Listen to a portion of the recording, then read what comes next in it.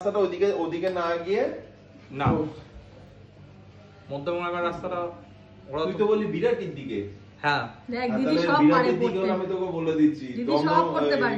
দক্ষিণেশ্বরে এটা উঠলো, বাঁ দিকে সোজা যাবে, এক্সপ্রেসওয়েতে উঠবে, উঠে যেটা কল্যাণী ভাঙছে তার পরে বা আগে একটা রাস্তা ঢুকবে, ওইখান থেকে ঢুকে যাবে। তাহলে হাই, আমি নবনীতা। আমার সঙ্গে আরও একটা নতুন ব্লগে তোমাদের স্বাগত। তো দেখো, আজকে সন্ধেবেলা এসেছিল আমার দেওর আর আমার ননদের মেয়ে। এটা হচ্ছে আমার ছোট ননদের মেয়ে, যার নাম হচ্ছে দেবদীপ্তা। ও হচ্ছে অর্ণার থেকে একদমই 6 মাসের বড়। তো ওরা হচ্ছে পুরো পিটোপিটি বোন দুজন। তো ওদের মধ্যে আন্ডারস্ট্যান্ডিং তো ডেফিনেটলি খুব ভালো হতে চলেছে ইন ফিউচার, যেটুকুনি আমার মনে হয়। তো দেখো, এটা হচ্ছে ওদের একটু বড় হওয়ার পর ফার্স্ট ইন্ট্রোডাকশন, মানে তো যার জন্য দেবদীপটা খুব শান্ত হয়ে গেছে, কারণ ও একটা জায়গা থেকে একটা জায়গায় এসছে। আর ও হচ্ছে অর্ণার বইগুলো নিয়ে নিয়ে পড়ছিল।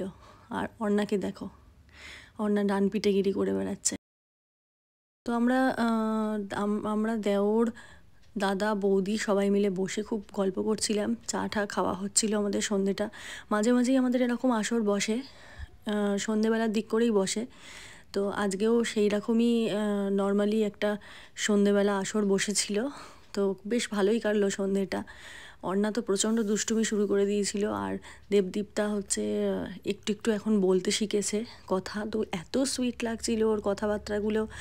নেক্সট টাইম যখন আসবে আমি তোমাদের জন্য একটুখানি কথাগুলো ভিডিও করব। সেই সময়টা ভিডিও করা হয়নি যখন কথাগুলো বলছিল।